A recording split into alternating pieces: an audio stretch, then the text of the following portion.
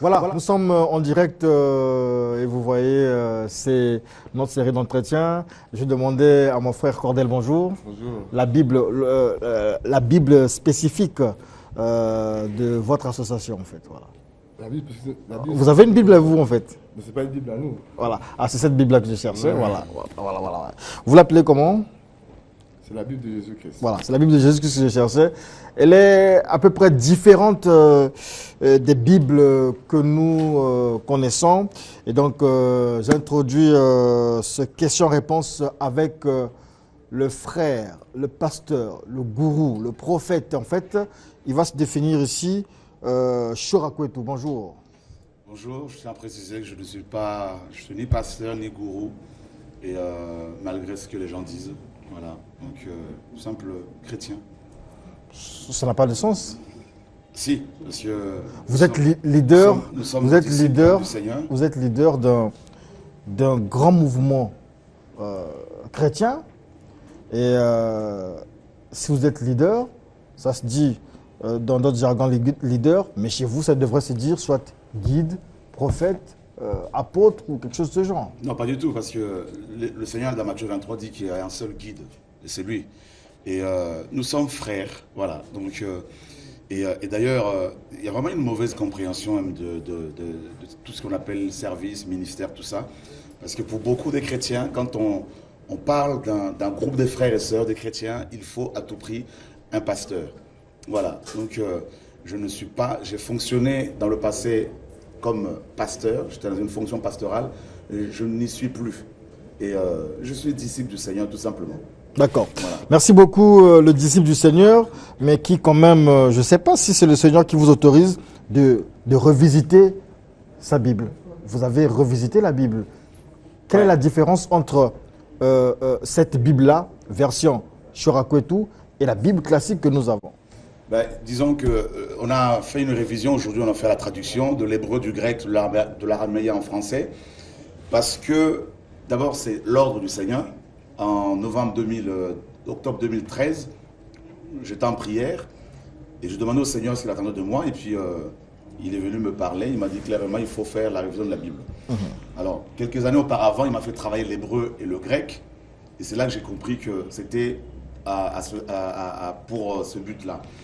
Et donc, j'ai réuni un groupe de personnes, et on a commencé ce travail de révision et de traduction aujourd'hui, et on s'est aperçu effectivement qu'il y a beaucoup de traductions qui ne sont pas correctes. D'ailleurs, les Hébreux le disent. Si vous allez à Jérusalem ou à Yerushalem et que vous discutez avec les Hébreux, vous allez vous rendre compte rapidement qu'ils ne font pas confiance dans la majorité de nos traductions. Je ne parle pas de textes originaux, mais de traductions. Je prends un exemple. On nous a fait croire que Jésus est ressuscité un dimanche, le premier jour de la semaine. Mais c'est faux. C'est complètement faux. Il est ressuscité quand? Il est ressuscité un Shabbat. C'est la Bible qui le dit? C'est la parole qui le dit, les textes originaux, donc le grec. Par exemple, dans Matthieu 28, on nous dit qu'après le sabbat, à l'aube du premier jour de la semaine, Marie de Magdala et l'autre Marie vont se rendre au sépulcre. En fait, le mot premier ici n'a rien à voir avec premier, en fait c'est l'un. Et deuxièmement, la semaine, le mot semaine va être traduit du grec sabbaton, et en français ça donne semaine. C'est faux. En fait c'est Shabbat, toujours. En fait il y a eu 2 Shabbats cette semaine-là. Le premier samedi ou Shabbat, c'était le Shabbat de la fête de pain sans levain, qui selon la loi mosaïque était un Shabbat.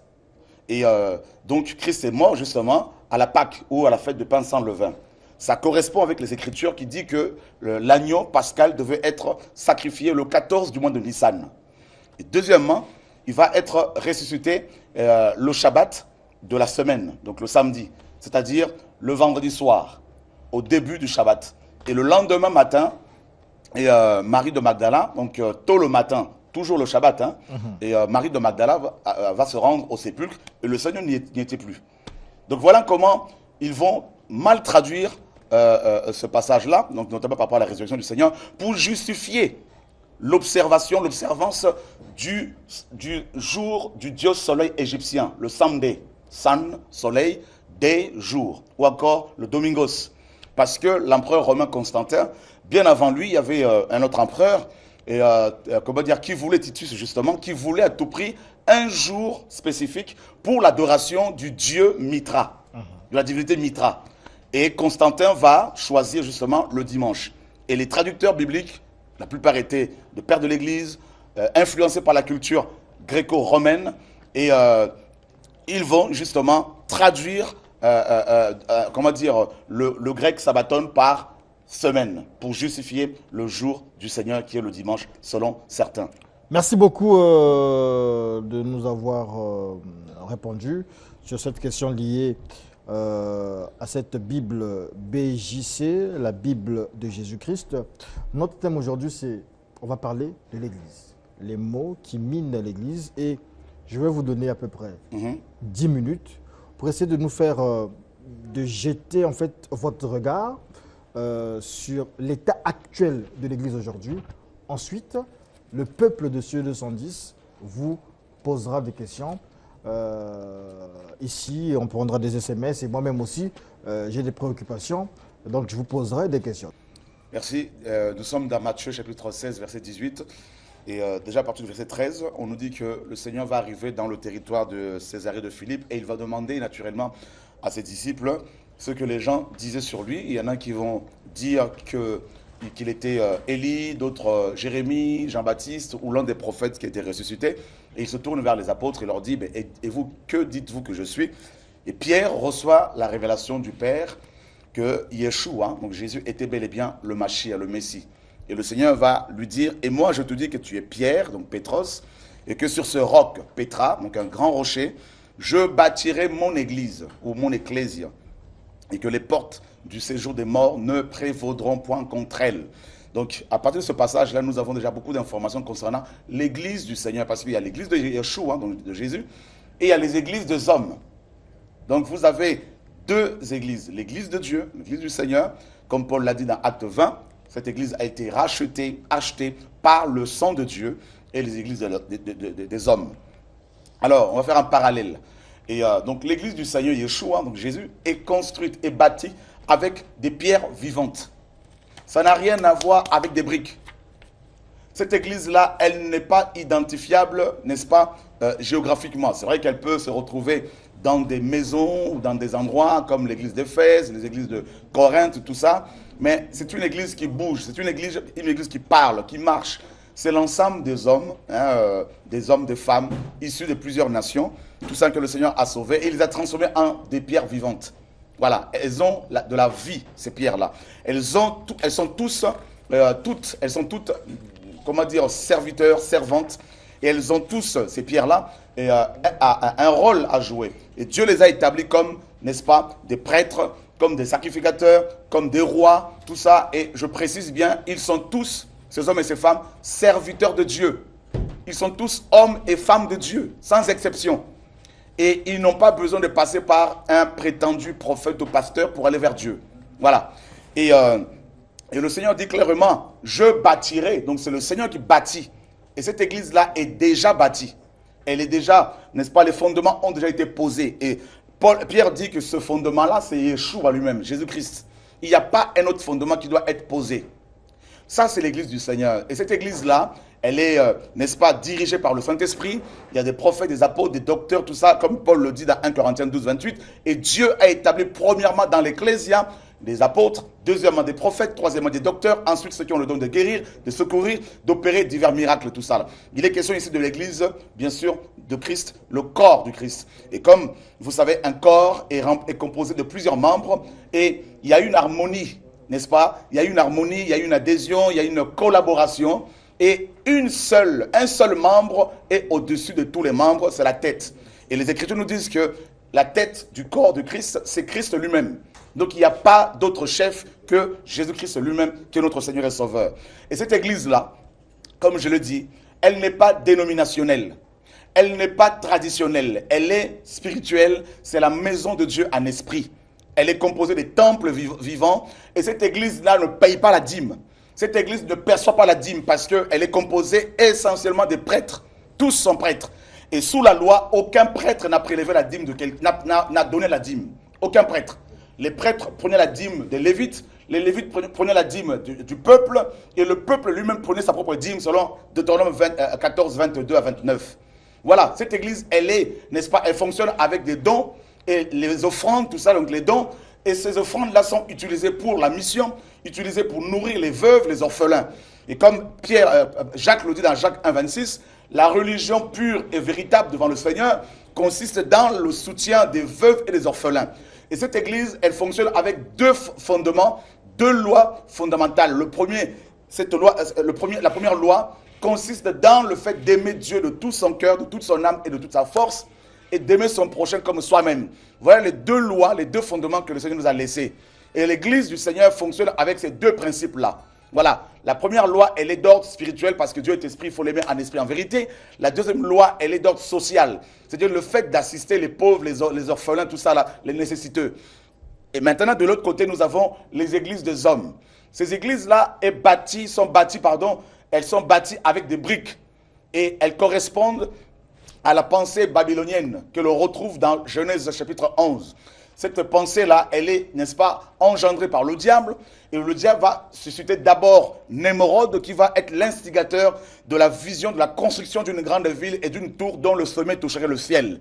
Alors, la tour en question, les ziggourats, étaient des édifices dédiés à l'adoration des divinités, des démons, tout simplement. Et vous allez constater que cet édifice était en deux parties. Il y a le corps central et ce qu'on appelle la pyramide, et il y a le pyramidion qui est le corps détaché. Donc il y a deux corps. Vous avez le corps clérical ou encore le cléricalisme, le sacerdotalisme, c'est-à-dire la médiation humaine, et vous avez le laïque. Les laïcs, ce sont des goïms, des gens qui sont ignorants, que l'on maintient volontairement dans l'ignorance, qui restent bébés et qui doivent dépendre des hommes qu'on appelle les prétendus bishops, tout ça, qui sont appelés à travailler comme des véritables gourous, des pachas, qui deviennent de plus en plus riches avec un évangile tronqué, l'évangile de la prospérité qui sort de l'enfer, cet évangile qui n'enrichit que les prétendus dirigeants, et le peuple est de plus en plus pauvre. Et ces églises-là, de Satan, n'est-ce pas, ne construisent pas des hôpitaux, des dispensaires, des orphelinats, des maisons pour les veuves, tout ça. D'ailleurs, on le voit, on les appelle soi-disant les églises de réveil, alors que ce sont des églises de sommeil, où des pasteurs de plus en plus sont dans le divorce, le remariage, et personne ne le dénonce. Et les chantres de ces églises-là sont complètement, n'est-ce pas, paganisés. Ils sont devenus des véritables stars à qui l'on rend culte. Ils vont vendre leurs produits dérivés, ils vendent leurs CD, ils vendent leurs concerts, ces pasteurs vendent leurs ouvrages, leurs Bibles et tout ça, alors que le maître Yeshua dit, si quelqu'un même doit garder mes commandements, et l'un des commandements du Seigneur, à part les deux principaux commandements, c'est de donner l'évangile gratuitement, selon Matthieu chapitre 10 au verset 8. Vous avez reçu gratuitement, donnez gratuitement. C'est ce que Paul a fait, c'est ce que Pierre a fait, c'est ce que tous ont fait. Ils ont donné l'évangile gratuitement et ils ont vécu par la foi. Et aujourd'hui, dans les prétendues églises du Seigneur, soi-disant, ces églises-là sont remplies de marchands du temple qui vendent, qui deviennent de plus en plus riches. Et je tiens à souligner que je les ai côtoyés. Depuis 33 ans que j'essaie de servir le Seigneur, parce qu'on a commencé tôt, j'ai côtoyé ce qu'on appelle les grands hommes dans le monde, qu'ils soient blancs, qu'ils soient américains, qu'ils soient français, qu'ils soient israéliens, tout ça, qu'ils soient congolais, ivoiriens. Et je me suis rendu compte que la plupart prêchent pour leur ventre. Et comme Paul le dit si bien, il y en a, ils ont pour Dieu leur ventre. Et pour finir, quand on regarde les 7 églises d'Apocalypse, sur les 7, eh bien, il y en a 2 qui sont potables et les 5 autres sont complètement paganisés. Et la dernière de ces 7 églises, c'est l'église de Laodicée. Laodicée vient d'un terme grec qui vient de Laos et de Diké. Laos, c'est le peuple laïque, et Diké, dominateur. Le règne, pardon, c'est le règne du peuple. C'est l'église qui est gérée non par l'esprit, mais par le peuple. Et vous avez la doctrine de Nicolaïte, Nikao, qui veut dire dominateur, et laïque, c'est le peuple. Donc vous avez dans ces églises-là des dirigeants qui sont des dominateurs qui écrasent. Ils vont jusqu'à, n'est-ce pas, briser les mariages. Ils vont enseigner, donner des enseignements qui maintiennent volontairement les gens dans l'ignorance, les chrétiens. Ils leur font croire que s'ils ne donnent pas la dîme, qu'ils ne seront pas bénis. Ils vont prendre Malachie 3,10 pour exiger le paiement de la dîme à la maison du trésor. Alors que c'est nous, aujourd'hui, qui sommes la maison de Dieu. Voilà, donc Dieu habite en nous. Et il y a une confusion terrible. Au point où beaucoup de gens ne veulent plus croire en Dieu, remettent en cause l'évangile, tout ça, il y a une paganisation comme pas possible. Et Dieu, Jésus m'a dit, il m'a pris, il m'a amené devant le trône au ciel. Il m'a dit, beaucoup de pasteurs, après avoir gagné les âmes, ils me le présentent et ils repartent avec. Ces pasteurs-là s'habillent constamment en costard et cravate. Je ne dis pas que c'est un péché, mais c'est devenu l'habit du pasteur. Et d'autres en soutane, alors que Jésus-Christ s'habillait normalement au point où Judas, qui l'a trahi, va dire que celui à qui je ferai la bise, c'est celui-là. Donc pour l'identifier au milieu du peuple, Judas devait faire la bise au Seigneur. Et aujourd'hui, on voit facilement, quand on a affaire à des bishops, des pasteurs, on les reconnaît facilement par leur habillement. Et n'est-ce pas qu'il y a un dicton qui dit que l'habit ne fait pas le moine. Et là, il y a une confusion généralisée, mes amis. Il n'y a plus la simplicité. Il y a l'orgueil, il y a le mensonge, il y a la cupidité, il y a le divorce, le remariage. Et je rends grâce au Seigneur pour le pasteur qui est passé tout à l'heure, qui a dénoncé fortement l'homosexualité, également l'adultère, tout ça. Donc, on construit des bâtiments à la gloire des hommes. On investit des milliards dans des bâtiments qu'on va inaugurer comme des véritables temples païens, alors que Yeshua a dit qu'il ne restera pas dans ce temple-là, pierre sur pierre, qu'il ne soit démoli. C'est nous qui sommes la maison du Seigneur. C'est en nous qu'on doit investir. Donc, nos églises sont malades. Il faut une réforme. Les églises sont malades. Je pense qu'il y aura des réactions tout à l'heure. Je vais rebondir sur vos derniers propos. Vous dites que ça ne sert à rien de construire de grandes bâtisses, mais je pense que nous avons été, il y a 2 jours, je pense, hier ou avant-hier, pendant vos journées de réveil, vous avez organisé vos journées de réveil dans ces bâtisses-là. C'est une belle bâtisse, pavillon Joséphine, je pense. Très bonne question. En fait, nous ne construisons pas des bâtiments. Et nous ne disons pas que ceux qui prient dans les bâtiments forcément pêchent. Non, ce n'est pas ça le message en fait. Nous disons ceci. Nous sommes en Afrique. On connaît bien la situation socio-économique. Il y a beaucoup de gens qui sont en galère, qui sont pauvres. Des pasteurs vont investir, des dirigeants chrétiens, évangéliques, ils vont investir des millions, des milliards voire, dans la construction des bâtiments. Alors qu'ils auraient pu acheter des terrains, construire des petites maisons pour s'abriter du soleil et de la pluie, ça n'y a pas de problème. Comme dans la Bible, les églises dans les maisons, pour, n'est-ce pas, qu'il y ait de petits groupes. Dieu n'a jamais voulu qu'il y ait des méga-churches. L'église est une famille. Si vous êtes père de famille avec des enfants, vous n'allez pas obliger vos enfants qui sont majeurs, qui ont l'âge de se marier pour fonder leur foyer, de rester avec vous et d'avoir des enfants chez vous. Et si la maison devient trop exiguë, et de casser les murs pour l'agrandir. Et ça, c'est le fonctionnement de beaucoup d'églises aujourd'hui.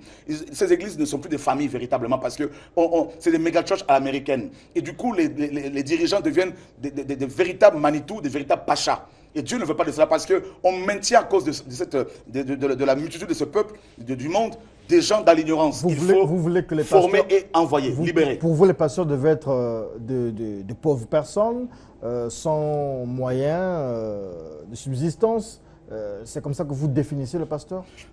D'abord, il faut vraiment qu'on fasse attention avec le mot pasteur. Vous savez, dans la Bible... En fait, l'homme d'église, pour ne pas qu'on traîne sur ce débat-là. Oui, parce qu'il y a une seule mention dans toutes les écritures de la Nouvelle Alliance du mot pasteur.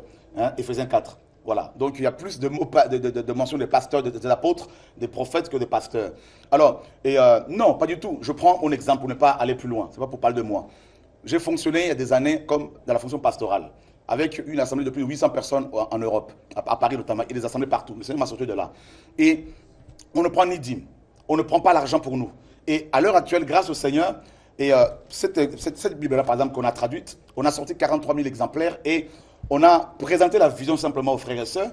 On a eu près de 500 000 euros en moins d'1 an et je dis aux gens ne donnez plus. Et on fait comme la parole le dit, et Dieu pourvoit. La véritable richesse, ce n'est pas l'argent, ce n'est pas la monnaie. La véritable richesse, c'est d'abord Dieu lui-même à nous. C'est la vie éternelle. Donc Dieu pourvoit tous les jours aux besoins de ses enfants. Et il faut vraiment qu'on change de mentalité, il faut vraiment qu'il y ait une réforme profonde, parce que à cause du comportement des pasteurs que nous sommes, beaucoup de gens ne veulent plus du Seigneur. C'est Dieu qui doit changer ces gens-là? C'est Dieu qui doit aller dans les réformes, ou c'est vous? Non, la réforme, en fait, l'évangile est un message réformateur. Parce que Dieu est venu réformer l'homme. Dans Hébreux chapitre 9 au verset 10, on nous dit que les ordonnances mosaïques avaient été imposées jusqu'au temps de la réforme ou de la réformation, diorthosis en grec, qui veut dire ramener, comment dire, restaurer dans sa condition initiale ce qui a été abîmé. Et Dieu est venu restaurer l'homme, justement. L'homme a été créé pour être le temple de Dieu. À cause du péché, Dieu a quitté l'homme. Et ce même Dieu est venu pour restaurer l'homme. Dieu veut investir dans l'homme et non dans les briques, et non dans les bâtiments. Et c'est ce que les gens doivent comprendre. Et donc, nous avons des frères et sœurs qui sont formés dans le monde entier, mais il n'y a pas de dénomination. Les frères et sœurs reçoivent la parole et ils sont libres et ils vont là où Dieu les envoie. Vous avez abordé tout à l'heure Et Dieu, c'est lui qui nous la réforme. question de la dîme. Mhm. Je me dis, vous avez quel problème contre la dîme? Quel est mon problème avec la dîme? Et c'est simple. Vous savez, il y a un problème, il y a une confusion aujourd'hui dans beaucoup d'églises. Il y a un mélange entre le mélange de la loi et de la grâce. Tout est mélangé. Et quand on prend Malachie 4.4, par exemple, la conclusion du livre de Malachie, parce que c'est le livre préféré de partisans de la dîme, hein, donc Malachie 3.10. Malachie 4.4 dit que Dieu dit, souvenez-vous de la loi de Moïse que j'ai prescrite à Horeb pour tout Israël, des ordonnances et des prescriptions, des préceptes. Donc on voit bien que cette loi mosaïque, qui était composée d'abord de la loi morale, tu ne tueras pas, tu ne voleras pas, tout ça, et de la loi cérémonielle, et ensuite de la loi civile. Cette loi-là était donnée, n'est-ce pas, aux Juifs, notamment les lois cérémonielles. Tout ce qui est cérémonie, tout ça là, tout ce qui est prêtrise, sacrifice, tout ça, d'animaux. Et la dîme, quand on lit les Écritures, il y en avait 4. Deutéronome 14, 22 nous dit que chaque année, les Hébreux devaient aller à Jérusalem pour les 3 fêtes de pèlerinage, la Pâque, la Pentecôte et la fête des tabernacles. Et ils devaient prendre leur dîme, donc en nature, hein, et d'aller avec à Jérusalem pour la manger là-bas. Cette dîme-là revenait au peuple, et personne n'en parle dans les églises. La deuxième dîme, toujours dans Deutéronome 14 et Nombre 18, elle revenait aux pauvres, veuves, orphelins et étrangers. Et on n'en parle pas. Et on ne donne pas cette dîme aux pauvres dans les églises aujourd'hui. Troisième dîme, la dîme de Lévite, qui a été prélevée tous les 3 ans. Et quatrième dîme, c'est la dîme de dîme que les Lévites donnaient aux prêtres. Et c'est cette dîme-là que Malachie 3.10 réclamait, la dîme de la dîme, qui a été apportée au temple. Et Néhémie 10 le confirme, que les Hébreux prélevaient la dîme de la dîme pour la mener au temple. Donc il y a une confusion généralisée aujourd'hui par rapport à la dîme. Et du coup, des gens disent qu'il faut amener à la maison du trésor la dîme. Mais la maison du trésor, c'est où? Parce que c'est nous qui sommes la maison de Dieu aujourd'hui. C'est ce que la parole dit. C'est nous. Et aujourd'hui, comment doit-on donner? Eh bien, les Écritures nous disent qu'il faut donner comme on a résolu, Paul le dit clairement, sans contrainte ni, n'est-ce pas, tristesse, car Dieu aime celui qui donne avec joie. Et on fait croire aux gens qui ne donnent pas la dîme, ils seront maudits. Comment peut-on maudire les gens qui sont déjà bénis?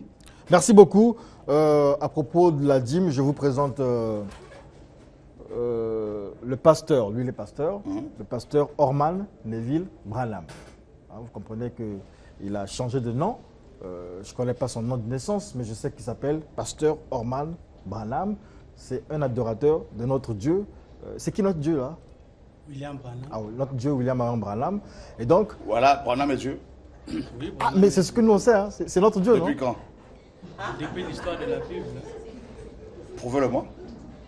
Non, c'est le journaliste. D'accord. On va. Voilà, mais ça me choque. En attendant Branham. Branham est Dieu. En attendant Ah, Branham. mais ça... En attendant Branham, vous avez des réactions peut-être sur la dîme. Parce que Oui. vous demandez la dîme aux fidèles. Oui. Vous escroquez les fidèles, selon ce que escroque. je comprends ici. On ne fait pas de l'escroquerie. Vous avez à peu près, J'ai suivi avec attention. avec le pasteur, vous avez à peu près 10 minutes. Donc vous gérez votre temps. Là, on parle d'abord de la dîme. J'ai suivi avec attention mon précieux frère. Il a cité le livre de Malachie en disant que le livre de Malachie, c'est un livre phare où les prédicateurs utilisent pour prendre de la dîme. Bon, moi, j'aurais souhaité que vous arrachiez peut-être cette partie de la Bible de Malachie. Quand vous allez l'arracher, et en ce moment-là, vous pourrez... jusque-là, vous n'avez pas montré aucune écriture, mon frère, qui prouve que la dîme a été supprimée. D'ailleurs, je vais lire dans la Bible, dans Hébreux chapitre 7, je vais relire ce verset, que tant des frères apportent plus de l'incompréhension. Hébreux chapitre 7.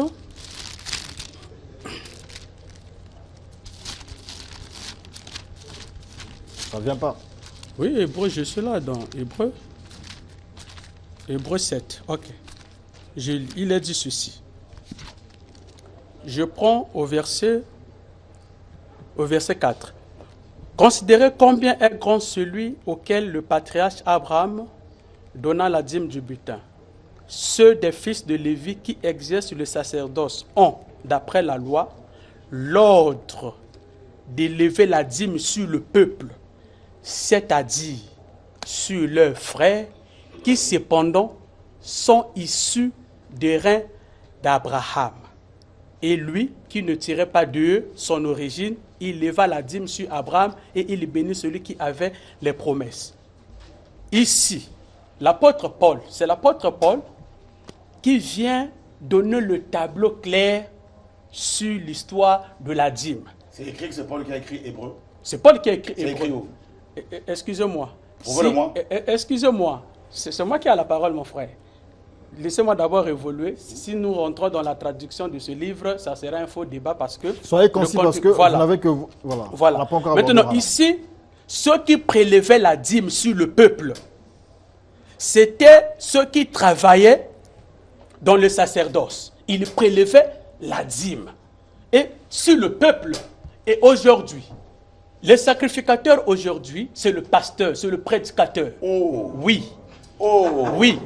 Excusez, c'est moi qui ai le temps de la Non, parole. non, non, Aujourd'hui, oui, aujourd'hui, le sacrificateur, c'est le pasteur. Ok, il a droit, c'est un débat. Regarde, il a droit de prélever la dîme sur le peuple. C'est un débat. Maintenant, je vais lire ici. Je vais lire ici, dans 1 Corinthiens chapitre 9. Non, donnez-moi un verset. Non, écoutez, avant de lire. Moi je vais lire avec les Écritures. Non, donnez-moi d'abord un verset. Je vous donne juste un verset. Donnez-moi un verset où c'est écrit que le pasteur et le prêtre doivent prendre la dîme. Écoutez. Un verset. Un verset. Ouais. Je vais lire, c'est ce que je vais lire ici. Il n'y a pas de mot pasteur là-dedans. Écoutez mon frère, laissez-moi le temps. Allez-y, lisez. Le pasteur n'est pas dissocié dans ce verset. 1 Corinthiens chapitre 9, le verset 12. Il a dit ceci.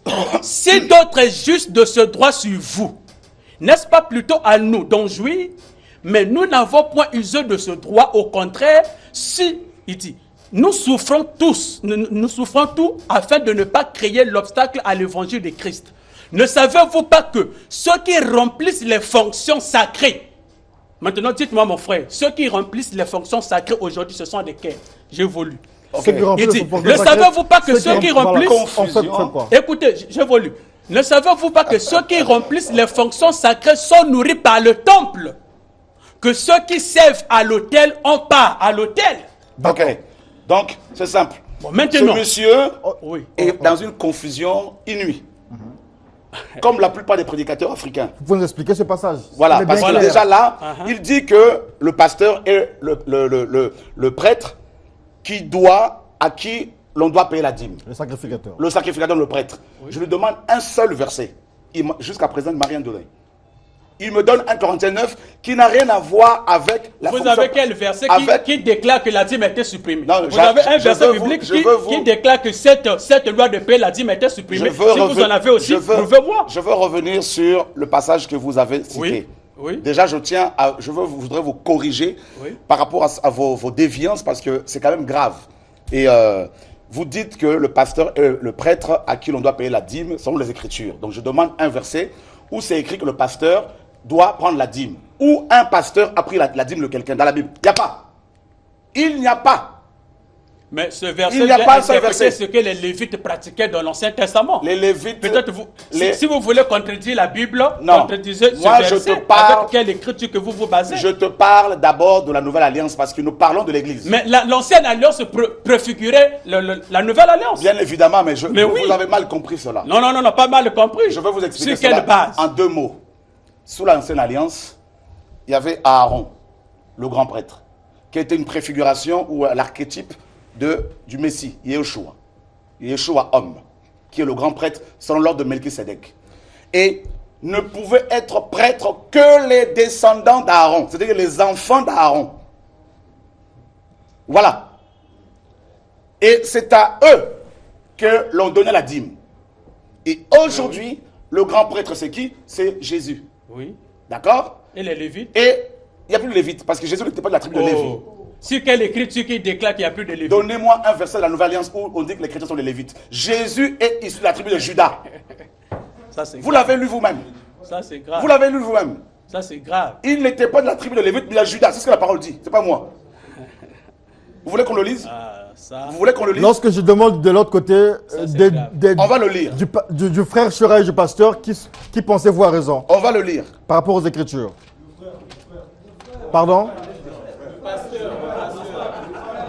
D'accord. Ok. Voilà. Merci Nous beaucoup. allons lire Apocalypse, chapitre 5. Allez-y. Vous lisez Apocalypse. Voilà. Je prépare aussi un verset ici. Donc, Dans Malachie, voilà ce que la parole 3. dit. Et l'un des anciens, Apocalypse 5, l'un des anciens me dit, ne pleure pas, voici le lion qui vient de la tribu de Juda, de la racine de David, a vaincu pour ouvrir le livre et pour en rompre les 7 sceaux. Il est question de Jésus-Christ. Jésus-Christ n'est pas issu de la tribu de Lévi, mais de Juda. C'est Jésus qui a... Mais là, vous invoquez encore un autre débat, mon frère. C'est Jésus qui a Alors, révélé les sceaux. je pense Mais que c'est Jésus qui a brisé C'est les Jésus sceaux. qui a brisé les je pense- sceaux. bien C'est sûr, l'écriture. c'est écrit. Je pense que sur la question de la dîme, Réalisez ce verset, le nom de Jésus ne se le pasteur Neville, Mais c'est... Non. Pasteur Neville, frère Chora, Quand vous évoquez je pense ça, que c'est sur la grave. question, Là, sur la question de la là, dîme, vous soulevez encore un Il autre est débat. frère C'est pas Neville. Jésus qui a révélé les sceaux. le frère Il est dans Neville, une confusion. frère Chora, le pasteur Neville, je Ça, pense c'est que sur la grave. question de la dîme, Oui. le peuple a tiré les leçons et donc Je- il y avait une dernière préoccupation. Oui. Le frère Chora s'étonnait de ce que notre Dieu à nous, c'était Branham. Oui. Expliquez-lui, parce que lui, il sait pas, voilà. Oui. Il connaît pas encore le Dieu Je Branham. l'explique avec les Écritures ici. Rapidement, on l'a passé. Dans Luc chapitre 17, Ce monsieur a besoin d'une délivrance. on ne parle pas de la délivrance ici. Si. Rapidement. oui. Luc chapitre 17, le verset 25, je descends. Mais il dit, je commence au verset 24, car comme l'éclair resplendit et brille d'une extrémité du ciel à l'autre, ainsi sera le Fils de l'homme en son jour. Mais il faut auparavant qu'il souffre beaucoup et qu'il soit rejeté par cette génération. Il dit, ce qui arriva du temps de Noé arrivera de même au jour du Fils de l'homme. Les hommes mangeaient, buvaient, se mariaient et mariaient leurs enfants jusqu'au jour où Noé entra dans l'arche, les déluges vint et les fit tous périr. Ce qui arriva du temps de Lot arrivera pareillement. Là, Jésus-Christ nous ramène l'histoire de ce qui s'est produit dans Genèse 18 au temps de Sodome et Gomorrhe. Quand le temps de détruire la ville de Sodome et Gomorrhe était arrivé, Abraham a reçu premièrement la visitation d'Élohim. Si vous lisez Genèse 18, le verset 1er, Dieu a visité Abraham accompagné de des anges. Alors, quand Abraham a reçu Dieu dans un corps de chair qu'il appelait éternel Elohim, avant que le monde de Sodome et Gomorrhe soit détruit, Dieu a d'abord accompli Abraham l'a un appelé signe. comment? L'éternel Elohim. Ok. Éternel, ce Ok. qui veut dire en hébreu Elohim. Ok. Maintenant, quand il a visité Abraham, alors, Éternel ne veut pas dire Elohim. regardez, C'est faux. éternel, c'est celui, regardez, quand je vous Ça parle, n'a rien à quand voir. je vous parle de l'éternel, Vous êtes confus. regardez, quand je vous parle de l'éternel ici, Défendez notre Dieu Branham. oui, je défends, je suis dans ma thèse. Il est confondu. Quand on parle de l'éternel, c'est celui qui existe par lui-même, c'est celui qui n'a ni commencement Ce ni n'est fin. pas Maintenant, Elohim. regardez, vous avez parlé des traditions hébraïques. Si nous rentrons dans la tradition des Hébreux, vous verrez que la tradition traduite de Genèse 18, on parle d'Élohim. Mais dans Louis II, on parle de l'éternel. Non. Donc, je ne sais pas dans les histoires des traditions. Dans Genèse 18, on parle d'Adonai. Écoutez. C'est Adonai. C'est où? C'est écrit où? Dans Genèse. Prouvez-le-moi. Dans quelle Bible? Mes seigneurs. Ici, on parle pas de Seigneur. On relit Genèse 18 ici, mon frère. Mais Adonai a été traduit en français par Seigneur. Vous êtes trop confusionniste. Je relis Genèse 18. Écoutez ce que la Bible dit ici. Lui, second la Bible dit, l'Éternel lui est apparu parmi les chaînes de Mamré. Ok. Ici, on n'a pas dit les éternels. Continue. Oui, Abraham a dit quoi? montez-moi là où on a Abraham dit a les dit quoi? éternels. Abraham a dit quoi? Écoute, Continue. je continue. Ouais. Genèse 18, le verset 1er. L'Éternel lui apparut parmi les chefs de Mamré, comme il était assis à l'entrée de sa tente pendant la chaleur du jour. Continue. Il éleva les yeux et regardait, voici 3 hommes. Il va dire Seigneur là. Continue. Étaient deux, pas les seigneurs, Continue. le Seigneur. Vous Continue. avez parlé des seigneurs, Continue. ce qui est faux. Continue. Écoutez, voici 3 hommes étaient debout près de lui. Quand il les vit, il courut au devant d'eux depuis l'entrée de sa tente et se prosterna en terre et lui dit, Seigneur, il n'y a pas S ici. Il Continue. n'y a pas Seigneur au pluriel. Ah. Donc tu dois te rectifier Non, par rapport à ce que vous avez 2 dit. secondes. Ce que Ok. tu ignores, c'est quoi? Écoutez, frère. C'est que Seigneur On- ici Ah. vient de l'hébreu Adonai. Adonai est un pluriel. C'est faux. C'est faux. C'est faux. Emmenez-nous les preuves qui prouvent que Qui a- le Seigneur ici, c'est Adonai. Qui a Internet ici? Je vous dis que c'est Question- faux. question Il y a simplement. Internet. Je vous dis que c'est Question- faux. Maintenant, question. aujourd'hui, Frère Neville, question. Pourquoi Il est dans une confusion terrible. Non, c'est reniez-vous faux. Pourquoi Vous faites reniez-vous lire la l'Écriture, divinité, ce que l'Écriture s'il vous ne plaît? dit pas. Pourquoi reniez-vous la divinité de William Marion Branham? En fait, c'est simple. Et d'abord, avant de répondre rapidement à cette question-là, Abraham reçoit la révélation d'Adonai. D'accord? Oui. Éternel, ce n'est pas Elohim. L'éternel, c'est un mot qui a été traduit comment dire, du tétragramme au XVIe siècle par l'Éternel, par Olivetan, le cousin de, n'est-ce pas, du réformateur Calvin. C'est le tétragramme qui a été traduit ailleurs par Yahweh. D'accord? Ou Yahvé. Et Adonai est un pluriel. Seigneur ici, c'est Adonai, c'est un pluriel, ça, c'est faux. dont le singulier est Adon. Ça, je dis avec brutalité que c'est faux. Ben, je vais vous prouver ça tout à Maintenant, l'heure. On va prendre l'Internet, vous allez voir, on va aller dans le texte hébraïque. Regardez, je ne suis pas dans les 2 histoires. secondes. Moi, je ne suis pas dans les histoires d'Internet, les réseaux Non, pour sociaux. vous montrer, Regardez, l'hébreu. regardez, ça, ce n'est même pas une preuve prouvant que ce que vous dites, c'est ça.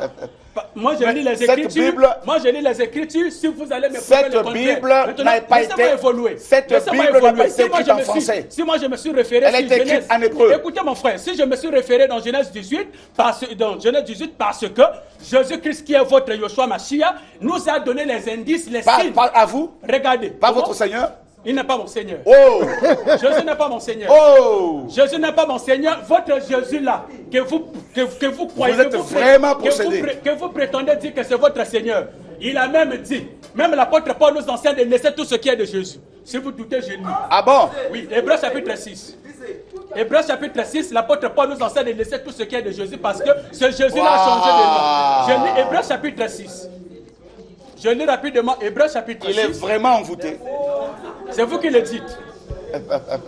Écoutez Voilà. ce que l'apôtre Pendant ce temps, Germain Onzé nous prépare un extrait de ce qu'a été un extrait des journées de réveil de l'autre côté de la de C'est pourquoi laissons les éléments de la parole de Christ. Ah. Ça, c'est Paul qui parle ici Ah. dans Hébreux 6. Ah. C'est pourquoi laissons les éléments de la parole de Christ. Ah. Tendons à ce qui est parfait. Ah. C'est l'apôtre Paul qui nous enseigne. C'est pas Paul qui parle de ici. laisser.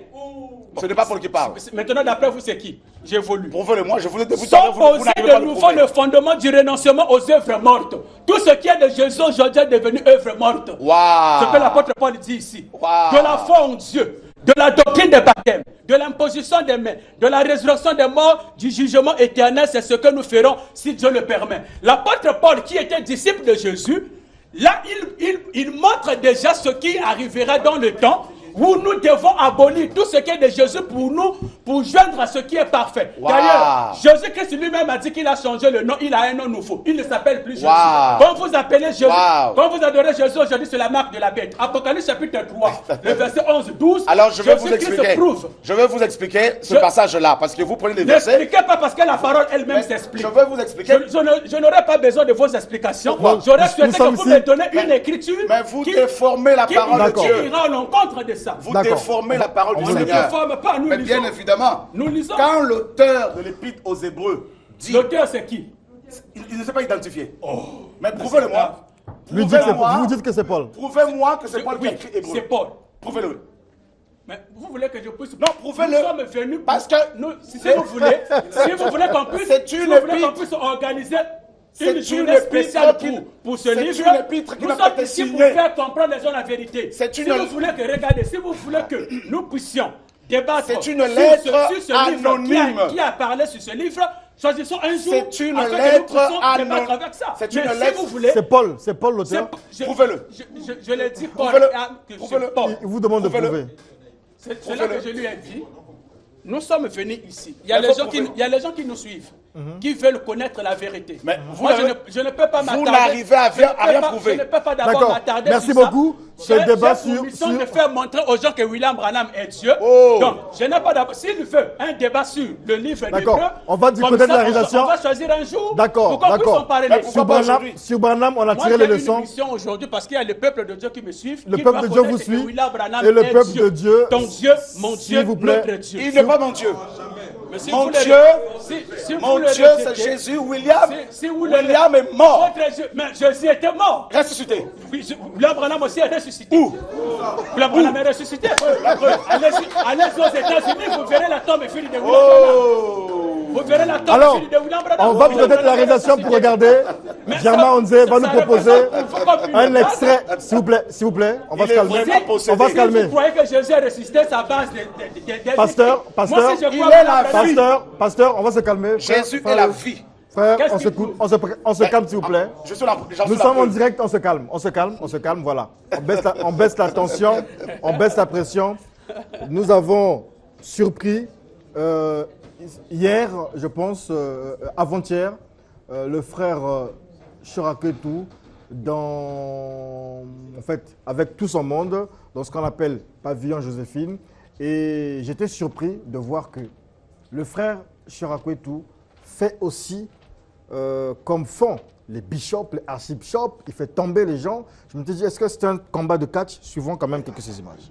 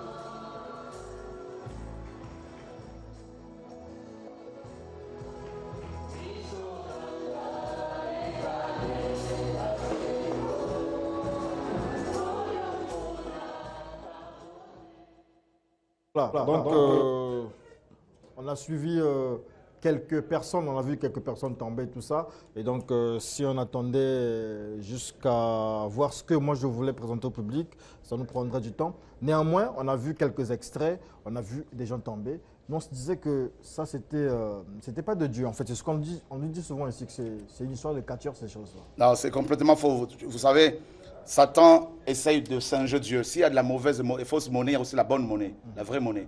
Il ne faut vraiment pas être dans la confusion. Dans Matthieu chapitre 17, nous voyons le Seigneur chasser des démons et cette personne possédée était, n'est-ce pas, secouée. Et on le voit au verset 7, Matthieu 17. Mais Jésus s'approcha, les toucha et leur dit, levez-vous, n'ayez pas peur. Donc on descend plus loin. Quand ils furent arrivés près de la foule, un homme s'approcha et se mit à genoux devant lui et lui dit, Seigneur, aie pitié de mon fils qui est lunatique et misérablement affligé, car il tombe souvent dans le feu et dans l'eau. Il tombe souvent, parce que le démon le faisait tomber. Et c'est pour ça qu'on peut le voir ici, des gens, quand il y a l'onction, tomber par terre, tout ça là. Je l'ai présenté à des disciples, mais ils n'ont pas pu le guérir. Et Jésus répondit et leur dit, ô race incrédule et perverse, jusqu'à quand serai-je avec vous? Jusqu'à quand vous supporterai-je? Amenez-les-moi ici. Et Jésus parla sévèrement au démon qui sortit de l'enfant et alors même l'enfant fut guéri. Donc on voit que cet enfant-là qui était secoué, tout ça là, on le voit également dans Marc là-bas où l'on dit que l'enfant était en train d'écumer par terre. Donc c'est biblique. Et il y a des gens qui le font avec la magie, il y a des gens qui prêchent avec le Saint-Esprit et les démons se manifestent, les gens peuvent se retrouver au sol. Lorsque vous dites démons se manifestent, on apprend que c'est un dialogue, oui, vous dialoguez avec ces démons. Vous parlez avec pendant vos nuits de prière, pendant vos activités. Généralement, vous êtes en conversation avec ces démons-là. Les gens disent que c'est de la magie. Non, on ne parle pas avec les démons. On voit le Seigneur poser la question un jour dans Marc chapitre 5 à un démoniaque de Gadara. Il pose la question, quel est ton nom? Le démon va répondre, Légion est mon nom. Donc ce n'est pas dialoguer dans le sens d'avoir des informations pour pouvoir aider les gens. Pas du tout. On chasse les démons dans le nom de Yeshua ou le nom de Jésus, tout simplement. Et d'ailleurs, je cherche où est parti le pasteur envoûté possédé pour qu'il soit délivré par la parole. Parce qu'il a donné... Mais comment vous savez qu'il est envoûté? Mais c'est de l'abondance de cœur que la bouche parle. Quand quelqu'un parle, on peut savoir que la personne est possédée ou pas. Il débite des niaiseries, des inepties, des mensonges. Il prend Hébreux chapitre 6. Mais ça n'a rien à voir. Déjà, ce n'est pas Paul qui parle ici. Et en aucun cas, on a demandé aux gens d'abandonner Jésus-Christ de Nazareth. Pas du tout. Loin de là. Si je peux lire ce passage rapidement pour éclairer les enfants de Dieu. C'est pourquoi, laissant la parole qui n'enseigne que les premiers principes de Christ, la parole qui n'enseigne que les premiers principes, c'est comme dans la vie de tous les jours. On ne peut pas donner à vie du lait aux gens. Il y a, n'est-ce pas, une nourriture adaptée à chaque âge de l'enfant. Et à un certain âge, les enfants ont besoin du lait, comme Paul le dit. Vous qui devriez être, il dit dans 1 Corinthiens 3, n'est-ce pas? Je ne vous ai pas donné la nourriture solide parce que vous êtes encore des bébés, des enfants, des charnels. Mais je vous ai donné du lait. Donc, arrivé à un moment donné dans la vie chrétienne, on n'a plus besoin qu'on nous dise, par exemple, que mentir est un péché parce qu'on le sait, parce qu'on est enseigné. Dans la vie chrétienne, il arrive à un moment donné où on ne doit plus nous dire que se battre est un péché. On le sait.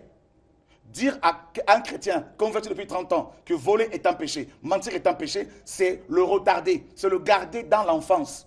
Voilà ce que l'auteur est en train de dire ici. En aucun cas, on ne parle de renoncer à Christ, de laisser Christ pour passer à Branham. Branham, n'est-ce pas, est un homme qui a été divinisé par des ignorants comme ce monsieur. C'était un envoyé de Dieu quand même? Non, Branham, en tout cas, Branham se faisait passer pour Élie. Et aujourd'hui, au vu de ce que j'entends ici, je me dis, cet homme n'a pas servi le Seigneur. Loin de là.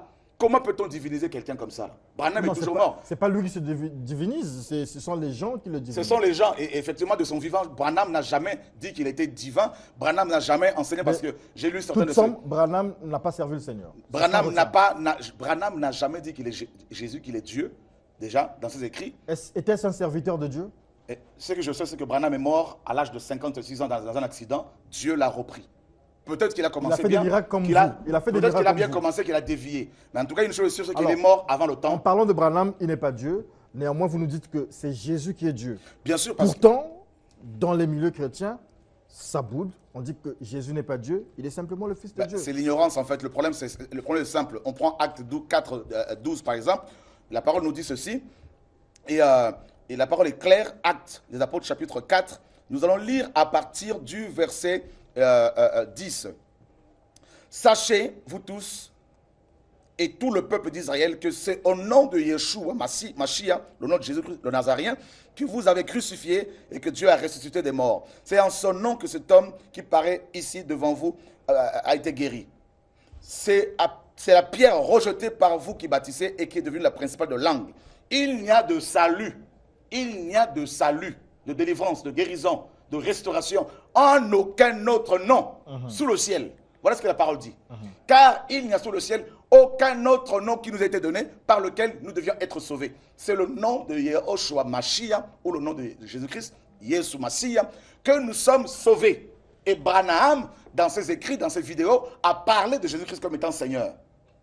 Ce monsieur qui dit que le mot Seigneur dans Genèse 18, ce n'est pas Adonai. J'ai l'impression qu'il pense que la Bible a été écrite en français par des Français.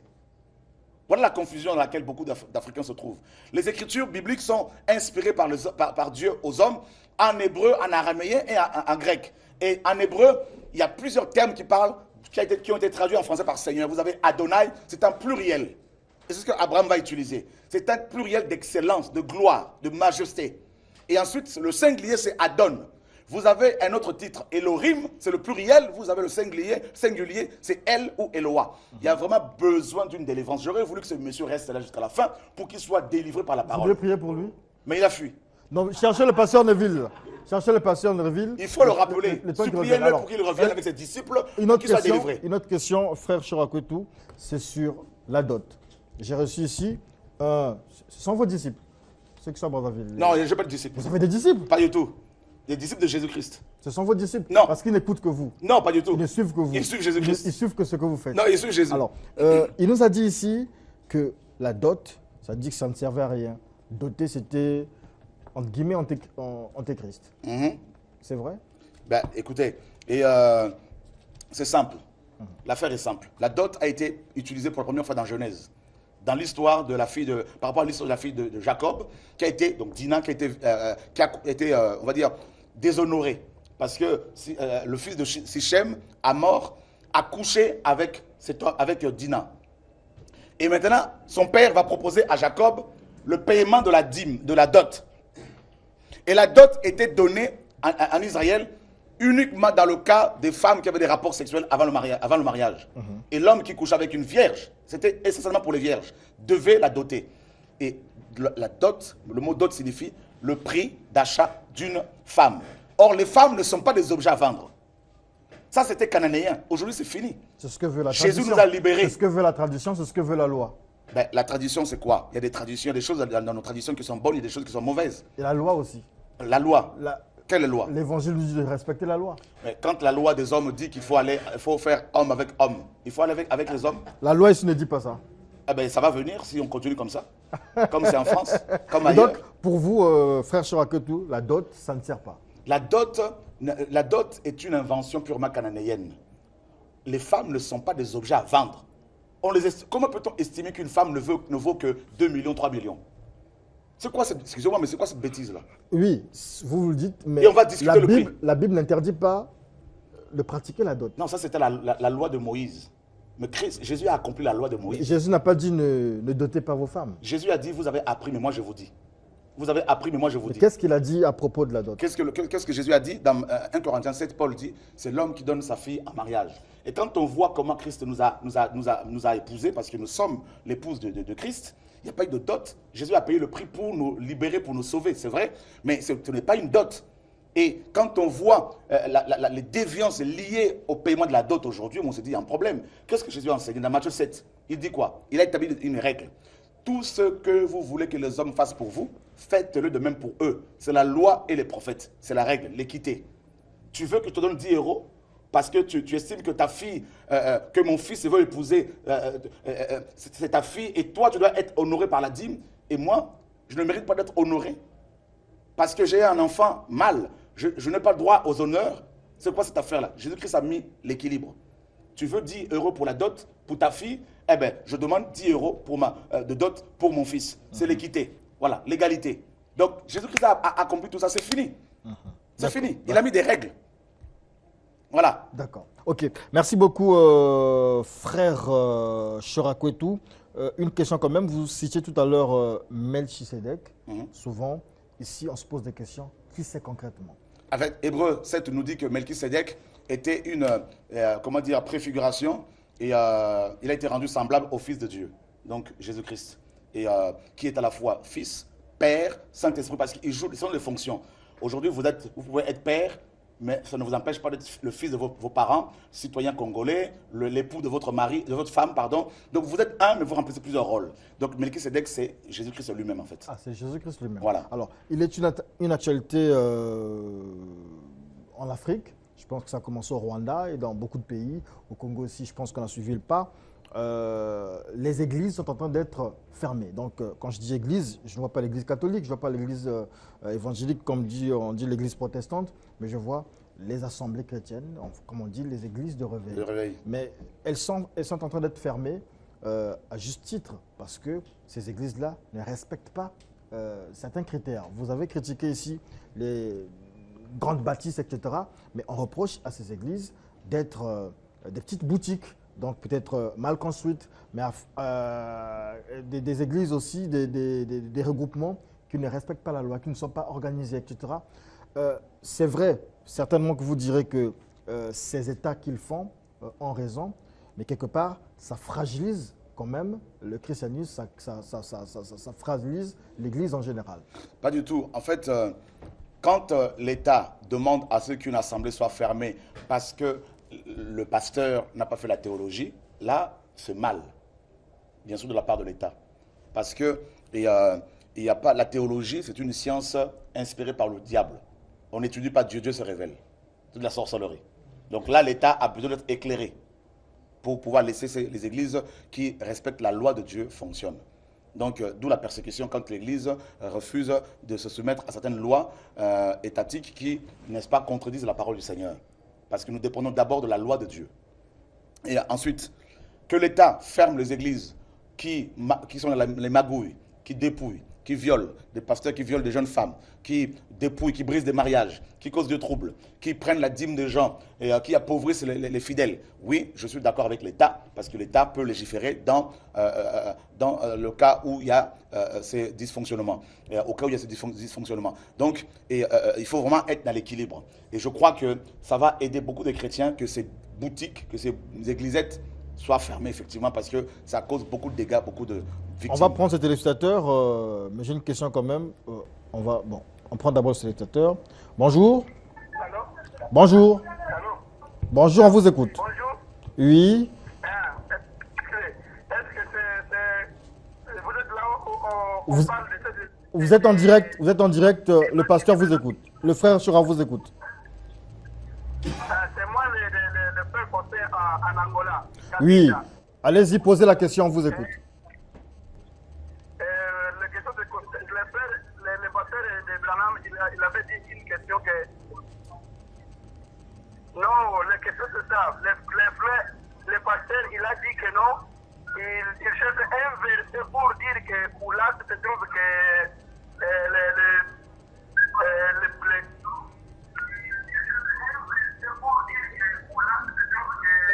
c'est Paul qui avait écrit L'hébreu. dans les premiers versets là où on se trouve, c'est ce qu'il avait parlé. Ah d'accord. Vous confirmez que c'est Paul qui a écrit. Vraiment, je ne connais pas parler bien français, mais je connais parler seulement le portugais. Ça me complique parce que j'ai... Merci beaucoup de nous appeler depuis l'Angola. Mais si je comprends bien. J'ai beaucoup d'explications pour vous dire, mais je ne connais pas parler français. Merci beaucoup. Je pense qu'on a essayé de saisir votre message. Merci. Je pense qu'il est en train de dire que le pasteur avait raison de dire que le livre d'Hébreu, Paul est l'auteur de ce livre. Non, pas du tout. C'est ce que certains disent. Mais en fait, l'épître aux Hébreux est une épître anonyme. Et ça, c'est connu de tous les traducteurs de la Bible. Voilà. Donc, c'est pour cela qu'il n'a pas pu donner des réponses. Je comprends aussi pourquoi il s'est sauvé, parce que le pauvre. Et, on va prendre cet appel. Oui, bonjour. Allô? Oui, bonjour, on vous écoute. Le frère Chora vous écoute. C'est la télévision, non? C'est la télévision, c'est en direct, on vous écoute. Vous appelez depuis le Bénin, je pense. J'appelle depuis le Bénin. Voilà. Le frère Chora vous écoute. Allô? On vous écoute, s'il vous plaît. Allez-y, posez votre question. Je vous appelle depuis le Bénin. Oui, on vous écoute. Allez-y, posez votre question. À propos du pasteur qui a parlé tout à l'heure. Allez-y. Non, c'est pas que ça. Non, je vous ai interviewé dans le débat. On vous écoute, vous êtes là dans le débat. Il a dit tout à l'heure que Jésus-Christ là. Oh là là. On vous écoute, monsieur. Que c'est faux. Jésus-Christ, le pasteur qui s'est enfui là. Il ne s'est pas enfilé à aller prier.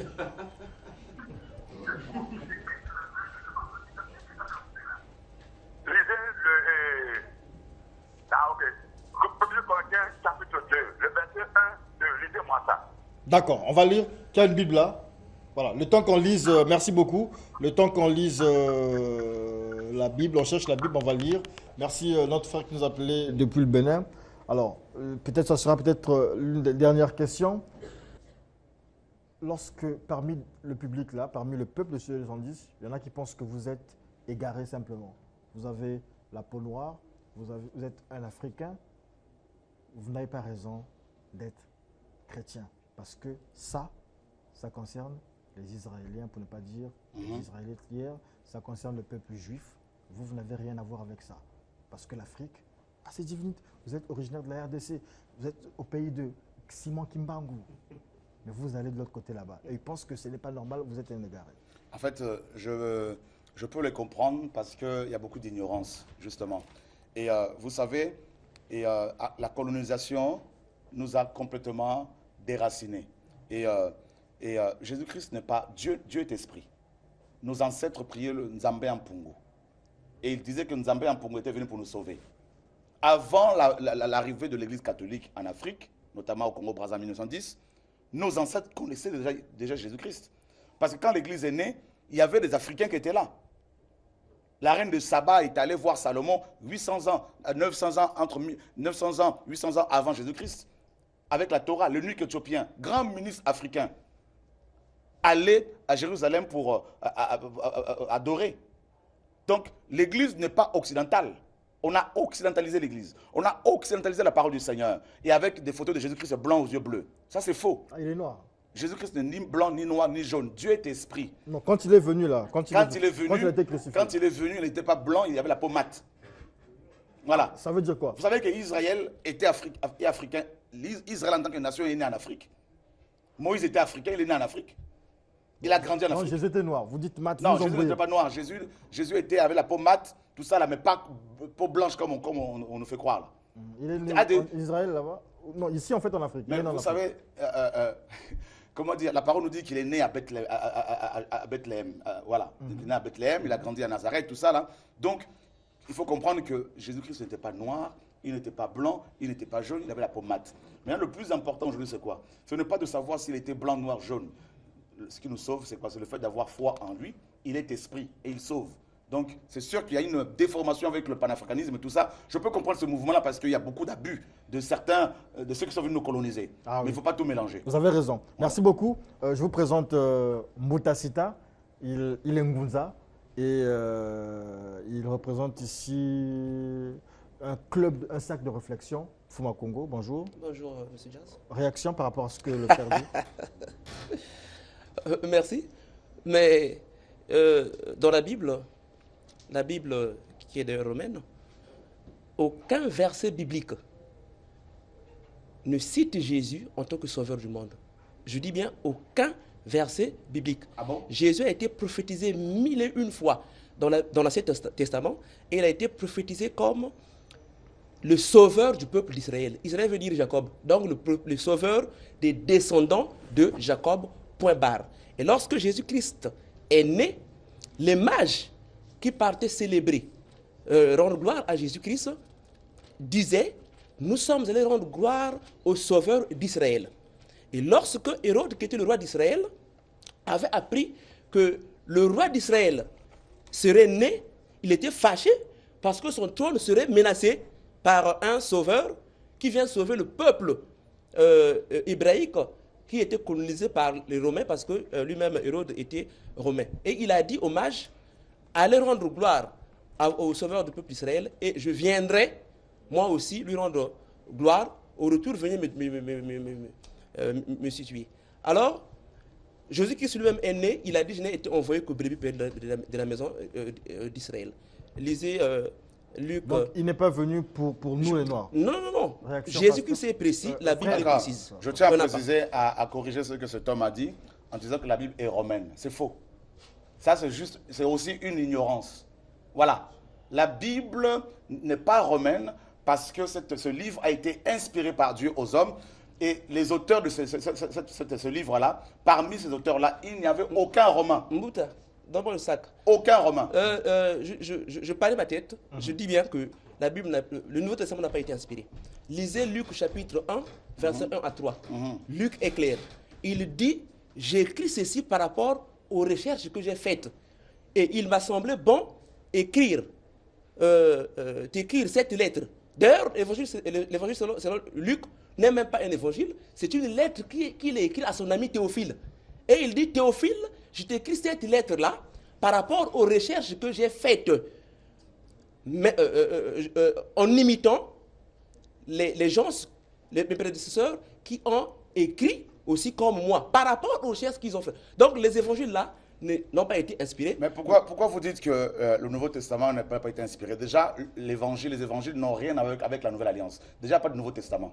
Comment dire, nouveau, il n'y a pas d'Ancien Je Testament. parle des évangiles. Il y a pas Je de dis bien chapitre que je Il n'y a lise. pas de Nouveau Testament, il n'y a pas de Luc Nouvelle Alliance. chapitre 1, Non, verset. je réponds à votre question. Oui. Je réponds à votre question. Ce n'est même pas une question, je corrige ce que vous avez dit. Oui, allez-y. Vous avez dit que le Nouveau Testament n'a pas été inspiré. Oui. Et vous associez Luc au Nouveau Testament. C'est faux. Pourquoi? Luc n'est pas le Nouveau Testament. C'est quoi c'est? Non. C'est quoi dans c'est le Nouveau Luc? Testament. Non, parce qu'en fait, il y a une confusion. Quand on parle de... C'est quoi un testament? C'est une question que je pose. Oui. Je vous pose, c'est quoi un testament? C'est quoi un Qu'est-ce testament? qu'un testament? Un testament, c'est un serment écrit. Ouais. Oui. Ok. Donc, si vous dites... Donc, pour qu'un testament soit validé, qu'est-ce qu'il faut? il faudrait que les testateurs meurent. Ok. Donc si vous dites qu'il y a un Nouveau Testament, c'est qu'il y a un Ancien Testament. C'est ce que vous dites, vous les chrétiens. Non, non. Et C'est d'ailleurs, ce qu'on vous a fait croire. Luc écrit quand Jésus était déjà C'est ce mort. que des Luc chrétiens- n'a jamais été la porte de Jésus-Christ. Il écrit, le testateur était déjà mort. Luc c'était un historien. Oui. Luc était un un médecin. médecin, oui, je Voilà. sais. Mais je voudrais justement vous C'est ce corriger. que vous appelez, vous, parole inspirée, non? Comme je corrige en fait la plupart des pasteurs qui disent qu'il y a Ancien Testament et Nouveau Testament. Et à cause de ces fausses informations, des personnes comme ce monsieur sont aussi induites en erreur. Et ils vont se servir de ça pour aller combattre les vrais enfants de Dieu et s'opposer aux Dieu Non, véritables. vous avez dit que, Donc, il y a pas vous avez dit que la parole, plutôt la Bible, c'est une parole inspirée. Je dis c'est faux. Non. Parce que dans la Bible, il y a des chansons de Salomon et de David qui ne sont pas des paroles inspirées. C'est des chansons qu'il compose. Il y a des testaments écrits par... Laissez-moi d'abord, C'est des lettres seulement. laissez-moi d'abord vous expliquer tout ce qui est testament. Il n'y a pas d'Ancien Le Testament. débat n'est pas dans le testament. Non, mais Je c'est- parle de la parole inspirée. Ben, parce qu'on en arrive. Parce Bon. que vous avez sorti quelque chose qui est quand même assez grave. Quand vous dites Testament, Nouveau Testament, c'est faux. C'est Vous pas- avez c'est pas moi qui associé l'ai écrit. Luc au Nouveau Testament, c'est pas vrai. Donc il y a les 4 évangiles. Et dans ces 4 évangiles, vous avez notamment le livre de Luc que tu mentionnes là, où Luc va aller voir à la source. D'accord. Il est allé voir la source. En fait, C'est ça l'inspiration. laissez-moi finir. C'est une Et, le terme que Luc va utiliser ici, n'est-ce pas, anozen, le grec anozen, veut dire aller devant Dieu pour avoir les informations. Anozen, Donc, Luc, c'est où? c'est dans le grec. Parce que Non, là, vous c'est- lisez en français. Oui, mais je lis en français parce que je Voilà. parle en Mais français. moi, je vous parle aussi des textes grecs. Oh. Et, bah oui, parce que ça a été écrit en grec. Mais la Bible, quand je lis moi, est écrite En fait, en pour votre français. information, je vous informe justement. Luc est allé prier. Deuxièmement, il est allé voir les témoins oculaires comme il a dit lui-même. Oui. C'est écrit, non? Voilà. Donc, ces témoins oculaires, c'est des gens qui ont marché avec le Seigneur. Et Luc a eu ces informations-là qu'il a retranscrites. Oui. Donc, ces informations-là retranscrites étaient révélées par Dieu aux hommes. Oh. Mais bien sûr. Quand Luc bien dit sûr. que c'est à l'issue d'une recherche que Mais- je vous écris cette lettre. Mais ces recherches-là, ces recherches étaient l'ont inspirées. poussé à aller voir les témoins oculaires. Donc c'est ça l'inspiration. Non, mais non, 2 secondes. Merci Ces beaucoup, recherches merci l'ont beaucoup. poussé à aller voir les témoins Merci. oculaires. Que veut dire selon Mbouta l'évangile Sita. selon un tel? Ça veut dire quoi? Mais ce n'est pas. Ça veut dire l'évangile selon Ça, l'évangile c'est les inspiré hommes qui ont selon. mis ça. C'est Pardon? pas lui qui le dit. Voilà, donc c'est une fausse. C'est pas un livre sacré. Ce sont des hommes Voilà pourquoi qui je ont dis que écrit. ce sont les hommes qui ont Non, écrit. je parle des donc hommes ce n'est pas un d'aujourd'hui. livre sacré, Je parle des ni un hommes livre inspiré. Postérieurs à des hommes qui sont venus après Luc. Vous avez dit que Jésus-Christ n'a jamais dit qu'il est le sauveur du monde. Oui, oui. Que Dieu, le Dieu de la Bible n'est pas le sauveur du monde. C'est ce que vous avez dit, non? Vous avez dit Que Dieu- Non, Jésus-Christ n'a pas dit. Je n'ai pas dit que Dieu a dit. J'ai dit Jésus-Christ n'a jamais dit. Les prophètes, Jérémie, je cite d'ailleurs le verset, Jérémie chapitre 23, verset 4 à 5. Vous pouvez le lire. Jérémie prophétise l'avènement de Jésus-Christ 700 ans avant. Et il le nomme, il le cite comme sauveur du peuple Pas d'Israël. 700 ans avant. Bon, d'accord, peu importe le temps, mais voilà, comme le sauveur du peuple d'Israël, il est précis. Tous les prophètes de l'Ancien Testament ont prophétisé sur l'avènement de Jésus, Christ en tant que sauveur d'Israël. Alors, on va prendre un Donnez-moi passage. voilà. On va prendre un passage. Allez-y. Pour vous montrer que, en fait, il y a une confusion. Dieu, pour sauver un peuple, Oui, pour n'importe qui, hein, il passe par des hommes. ça c'est vrai. Il peut passer par vous pour sauver tout le Congo-Brazza. Oui. Vous êtes d'accord? Oui, je suis d'accord. Mais cela ne fait pas de vous un privilégié. Ça fait de vous juste un messager. Voilà. En fait, quand Dieu dit qu'il va passer par Israël, qu'il est venu pour Israël, parce qu'Israël avait la mission d'éclairer le monde entier. Non, On va prendre des passages. Laissez-moi finir, je vous laisse parler. c'est votre Bible qui le dit. Si vous ne croyez pas la Bible, pourquoi vous prenez Mais la Bible? vous-même, vous n'avez pas cru à votre Bible. Mais si, je crois Vous à la dites que Non, ces paroles-là je étaient... ne crois pas quand les hommes, c'est pour cela qu'on a révisé, on l'a traduit correctement. Quand la parole dit, on va prendre un La passage, nouvelle version de la Bible. on va prendre, voilà, là-dedans, vous ne C'est verrez un pas, Non, non, je vous montre.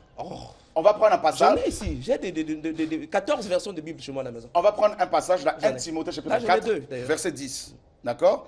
On prend 1 Timothée 4, 10, Paul dit, au verset 10, car c'est pour cela que nous travaillons dur et que nous sommes insultés, parce que nous espérons dans le Dieu vivant, qui est le sauveur de tous les hommes. Qui le dit? Paul, Paul n'a jamais, inspiré par le Seigneur. Paul n'a jamais été disciple de Jésus-Christ. C'est un menteur. C'est un imposteur.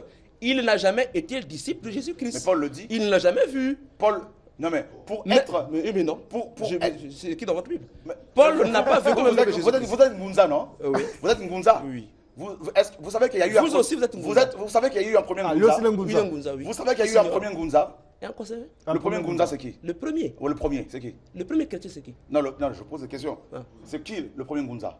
Oh, mais ça date de millions d'années. Donc vous êtes d'accord avec moi qu'il y a eu un premier Ngunza? Un premier Ngunza. Ouais. Il y en a, je dis, des Non, millions non, d'années en non, arrière. D'accord. Qui mais il y est a le eu un premier Ngunza? Qui est le premier Ngunza? Bien, le premier Ngunza reconnu officiellement, Ouais. c'est Tata Congo Nimi. Ah! Voilà. Ah! Voilà. Êtes-vous son disciple ou pas? Moi, Oui. je suis d'ailleurs son descendant. Non. Vous êtes disciple ou pas? Vous êtes disciple De Tata Congo dans Nimi. la Oui. foi. Tata Congo Nimi, Parce que les Ngunza le disent. Oui, ils disent quoi? Vous êtes disciple de Tata machin là ou pas? Tata qui c'est? De Tata Ngunza, Tata machin là. Vous Je, êtes disciple ou pas? C'est une question. je suis disciple de Fumugimbangu. Ah! C'est bien. Voilà. Vous êtes disciple de Fumu Kimbang. Ouais. Vous l'avez vu? Non. Alors pourquoi vous condamnez Paul? Parce qu'il n'a pas vu Jésus et vous dites qu'il n'est pas son disciple. Voilà, merci, bonne question. Je Bon. ne le condamne pas parce qu'il n'a pas vu Jésus. Merci beaucoup. Mais On je va le pas- condamne on va parce pas qu'il s'éterniser. a prêché le contraire de l'évangile Frère, de sur un peu- Jésus-Christ. Frère, sur un Tout peu- ce qu'il a fait, Paul. Vous avez dit c'est- que Paul n'est pas disciple de Jésus parce qu'il n'a pas vu. Oui, je le confirme. Vous êtes disciple de Simon Kimbang, vous ne l'avez pas vu. Paul, C'est une Paul confusion, n'a là. jamais, Paul n'a jamais Merci, prêché l'évangile de merci Jésus-Christ. beaucoup, Si. Mboudassita. Non. Mboudassita. Paul a prêché le contraire de ce que C'est Jésus a faux. prêché. Frère, sur un côté. Quand Jésus dit, Du je vingt- vais Paul, envoyer. Paul a dit, je n'annule pas la loi, je Voilà. confirme la loi. Je dis Frère ceci. Chora, du 25 au 27, vous serez à Pointe-Noire. À Pointe-Noire. Vous avez eu ici des journées de réveil.